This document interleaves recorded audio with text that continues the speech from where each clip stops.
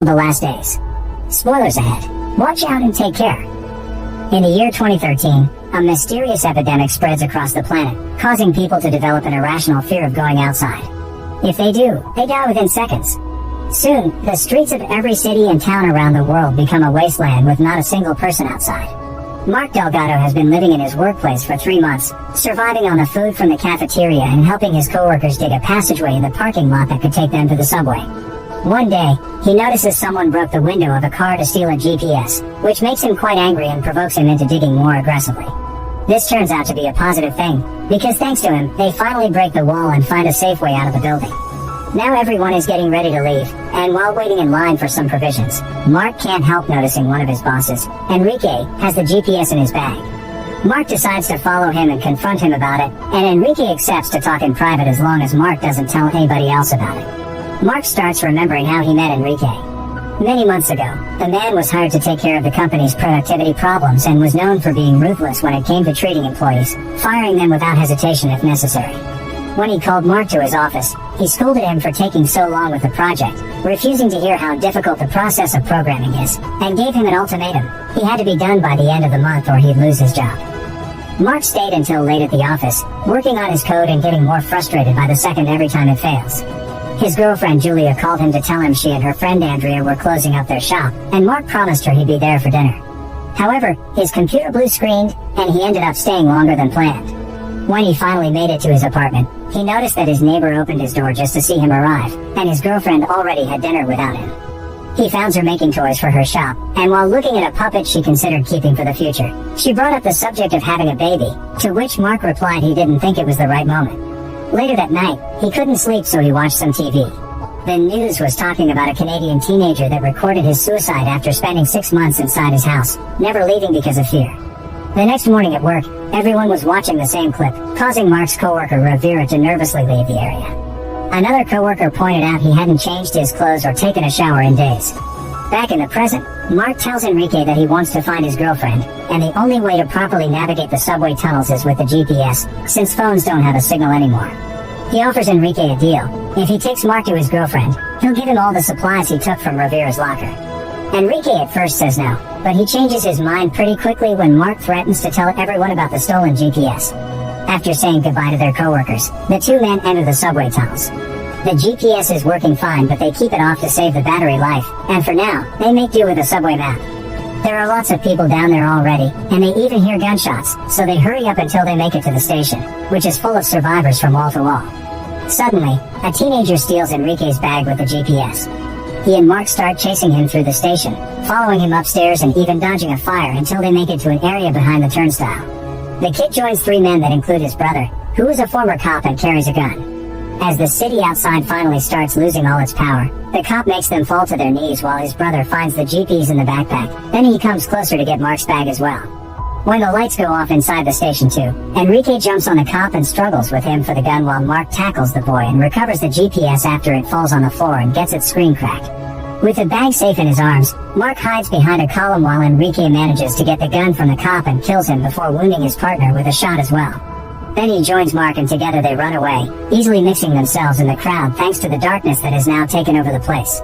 They stop by the stairs to bandage the cut Enrique has on his hand and to check if the GPS is still working after it fell. Thankfully it does. When Mark sees Enrique is keeping the gun, he thinks he's about to be left behind, but Enrique says he's going to keep his part of the deal. Mark starts thinking about the days before the lockdown again. One morning, when he was leaving his apartment to go to work, he heard a big amount of flies inside his neighbor's place and noticed the door was open, so he went inside to see what was going on. He found the entire apartment filled with trash bags and a putrid smell that made him cough. His neighbor found him and attacked him with a knife, wondering why he came inside when he had never taken interest in him before and didn't even know his name. Mark asked him for how long he had stayed inside, and the man said he hadn't left the apartment in months. He tried to, but he was too scared and couldn't do it. Afterward, Mark went to work, where he saw Rivera being dragged away by security guards after he got fired for having been sleeping in the office and never going home. Mark followed them out as Rivera tried his best to fight back to no avail. The guards dragged him outside, and he immediately started convulsing. Having a theory of what was going on, Mark told the guards to help him take him back inside, but it was too late. Rivera was already dead. Afterward, Mark checked Rivera's locker and found a bunch of survival supplies, like a flashlight, a gas canister, and canned food. Later in the evening, he told Julia about what happened and how he thought something serious was going on. Julia comforted him and they made love. Back in the present, Mark wakes up from a nap and doesn't see Enrique anywhere, so he thinks he's abandoned him.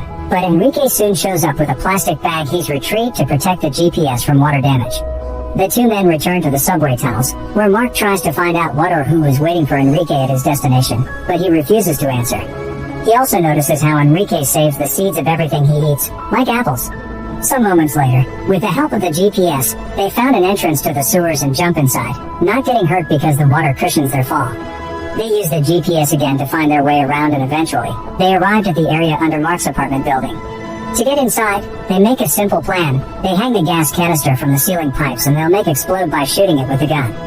Enrique fails his shot, so Mark takes over and tries himself, also failing his first try and causing his ear to bleed with the noise. When he tries again, however, he does hit the mark and the resulting explosion throws him back on the floor. Enrique helps him stand up and together, they climb the debris and go through the hole to access the building, which just like the station is also filled with refugees. His old neighbor is still living in the same apartment, but the door to Mark's has its lock broken. They can see Anna looking at them through the spy hole and this infuriates Mark, who starts yelling and pushing the door that is being held back by a man speaking in a foreign language. Taking advantage of the man's exposed hand, Mark bites it, causing him to step back and finally getting to enter his home. The man threatens them with a knife and Enrique takes out his gun in return, reaching an impasse until the man's wife and daughter show up. The little girl understands their language and explains they didn't have anywhere to go, so they took the apartment because it was empty. After both men put their weapons down, Mark tells them the place is his and takes a photograph of Julia from the wall to ask them if they've seen her, but they swear there was nobody there when they arrived. Afterward, they took a look around the place. Enrique finds no food in the fridge, but there are dead doves being prepared to eat, and an old popcorn bag in the trash can from which he retrieves the seeds. He also takes a kitchen knife with him. Mark, meanwhile, goes to Julia's work table and after finding her puppet, he grabs a drawing the little girl made and turns around the sheet of paper when he sees the name of a doctor on the corner. It's the picture of an ultrasound, because Julia has been pregnant since the last time he saw her and he didn't know about it. Mark starts remembering their last time together. They were watching the news about the pandemic they were calling the panic, which was causing more and more deaths around the world. The government asked the citizens to stay calm and to keep on carrying on their everyday lives as usual, which infuriated Mark.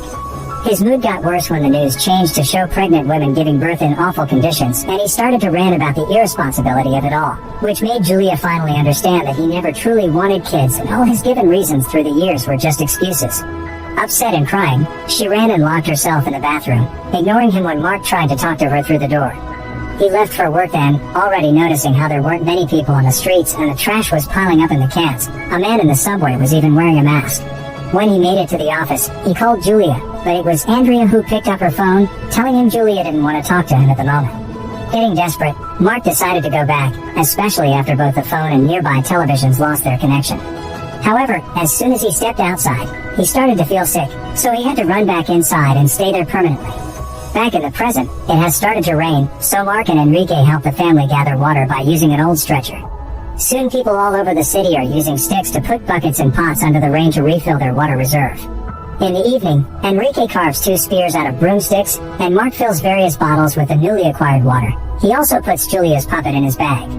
They get back into the sewers in the morning, and when they reach a split, they argue over what way to choose.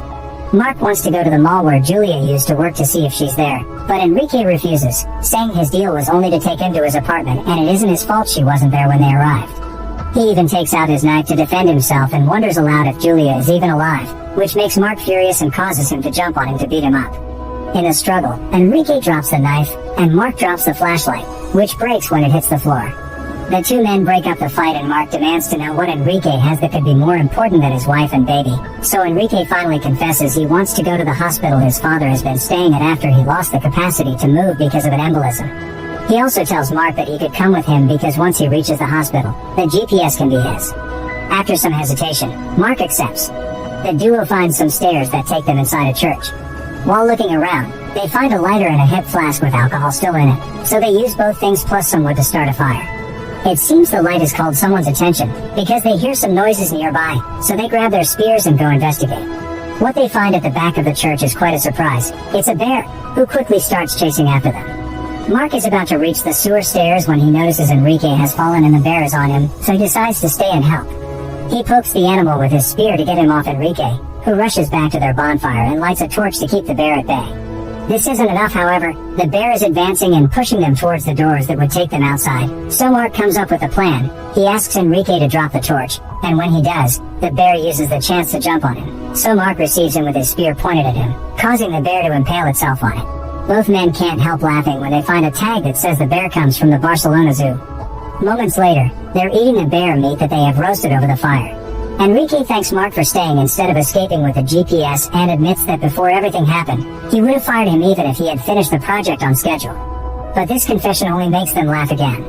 Enrique also admits that he's worried that without his father, nobody will notice if he dies, and there are some important things he still needs to talk to him about. In return, Mark tells him he told Julia he didn't want kids, but it wasn't entirely true. He was just scared he wouldn't be able to take care of and protect the kid, a fear that has only gotten worse in the current situation. Some hours later, they go back to the sewers and come across a family coming from the opposite direction. One of them is hurt, so they tell them to go with them to the hospital, but they reply with bad news. Rumors said the hospital Enrique's father was at is burned down. Freaking out, Enrique rushes into the nearest door and enters a building, where he climbs the stairs until he reaches a floor high enough to oversee the city and confirm the rumors. The hospital has indeed burned down. Feeling like he has nothing else to live for, Enrique breaks the window with a chair and gets ready to jump, but Mark pushes him back inside and tells him he needs him. Enrique disagrees, so he gives Mark the seeds for his future baby and tells him to leave. After going through the sewers again, Mark finally reaches the mall, which he enters through a parking lot filled with bodies. Ignoring the sensation of being followed, he rushes to Julia's shop, but he only finds the body of Andrea's mother. Getting incredibly desperate, he looks through all the papers and notebooks, but he doesn't find any clues, so he throws it all on the ground with anger and cries until he notices something in the mirror. After cleaning away the dust, he finds a note from Andrea for her mother, saying they're stuck in the supermarket section of the mall. Mark hurries to that area, which has been barricaded so the people leaving upstairs can't come to steal food from them any longer. The men guarding them threaten Mark with a bow, so he takes out a picture he brought from his apartment and explains he doesn't want trouble, he just wants to find his girlfriend. One of the men goes to the back to see if Julia is there with him, and while waiting, Mark sees some shadows moving behind him.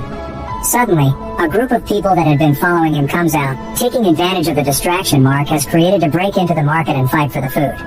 As both groups get into a violent confrontation, Mark enters the market as well and looks for Julia, but finds Andrea instead. She mentions the last day she saw Julia was before she went to the doctor and, after kicking off an incoming attacker, guides Mark towards a nearby exit. However, they get separated when a beam on fire falls from the ceiling between them, trapping Andrea between the flames and the outside world. She opens the doors and Mark encourages her to go out, but she can't bring herself to do it and dies when more of the ceiling falls on top of her. Mark wastes no time and starts running in the opposite direction, only to be jumped on by one of the crazy raiders. He's about to be stabbed when suddenly, Enrique appears and pushes the guy away before helping Mark to stand up as he tells him he knew he'd still need him. The attacker hasn't left though, and he quickly comes closer again to stab Enrique in the stomach. Enrique pushes him away again and is about to impale him with his spear when he notices it's just a kid, so he decides to spare him. Pretending his wound isn't a big deal and he's fine, Enrique tells Mark they should hurry out of the mall before the whole building collapses. They cross the sewers once more until they find a hole in the ceiling that someone else dug, and when they climb inside it, they find themselves in a movie theater. There's nobody around, so Mark approaches the glass door and sees that Julia's doctor's office is across the street. It's impossible for him to reach it like this though, because the tunnel is blocked. Getting desperate, he goes upstairs and looks through the window, trying to see if he can find Julia inside the other building. It takes him a moment, but he does end up seeing her, and when he does, he starts calling her name and hitting his window, hoping she'll see him as well. At first, it looks like she'll never turn around, but it seems Mark's tactic has a good effect because Julia suddenly turns and the couple finally sees each other again and cries with happiness. Mark rushes downstairs to tell Enrique about Julia, only to find him sitting at the theater bleeding out. He wants to look for something to bandage the wound up, but Enrique doesn't let him, claiming his time has come. His last words are a request for Mark to stop whining and cross the street to reunite with his family once and for all. Enrique dies then, and Mark takes a moment to cry for him before following his advice. Both he and Julia make it to their respective doors, and after some hesitation, Enrique finally steps outside. He immediately starts feeling sick and dizzy, his ears start bleeding, and he has trouble walking. But by keeping his eyes on Julia, he manages to continue even after falling, crawling the rest of the way as a bright white light becomes the only thing he can see around him. Suddenly, Julia's face appears above him, and as the light disperses, Mark realizes he's successfully crossed the street and made it to the building, finally reuniting with his beloved. The couple stays in that building and starts a new life there, collecting water from the rain and growing Enrique seeds. Their boy is born strong and healthy, and when he learns to walk, he goes outside on his own, proving the new generation isn't affected by the panic. Many years later, a group of wandering teenagers shows up at their door, so Mark and Julia decide to let their son join them so he can have a chance to know what the outside world is like and perhaps have a chance to rebuild society from the scratch. Make sure to subscribe and turn on notifications so you can watch more videos like this. Thanks for watching.